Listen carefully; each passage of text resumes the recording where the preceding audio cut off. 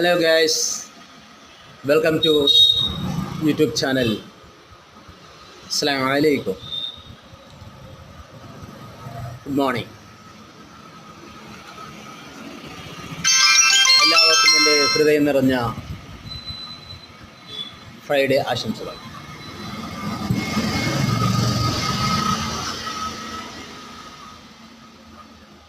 ഇന്ന് ഞാൻ പാട്ട് പാടാനോ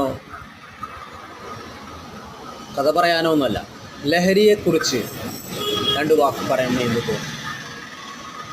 ഞാൻ ലഹരി ഉപയോഗിക്കാറില്ല.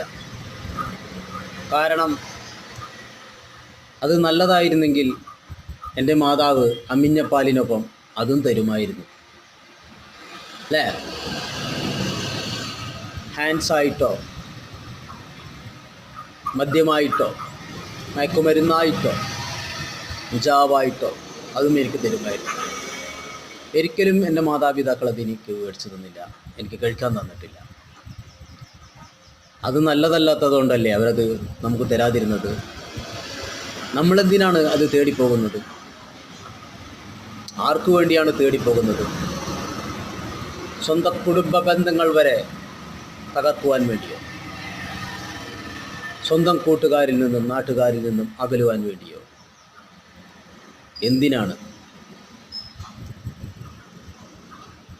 ലഹരി ഉപയോഗിച്ചു കഴിഞ്ഞാൽ അത് മദ്യമായാലും കഞ്ചാവായാലും മയക്കുമരുന്നായാലും MDMA ആയാലും ഏത് വസ്തുവായാലും അവൻ ചെയ്യുന്നത് എന്താണെന്നോ അവനെക്കൊണ്ട് ചെയ്യിപ്പിക്കുന്നത് എന്താണെന്നോ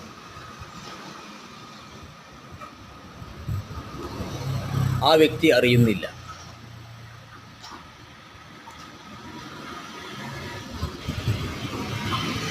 അവനെ തല്ലുന്നതാരെന്നോ അവൻ തല്ലിയതാരെന്നോ അവനറിയില്ല. അവൻ എവിടെ കിടന്നുറങ്ങുന്നതെന്ന് പോലും അവൻക്കറിയില്ല. അവൻ എന്ത് ജോലിക്കാണ് വന്നത് എന്ന് പോലും അവർക്ക് തിരിച്ചറിയില്ല. ഒന്നും അറിയില്ല അല്ലേ?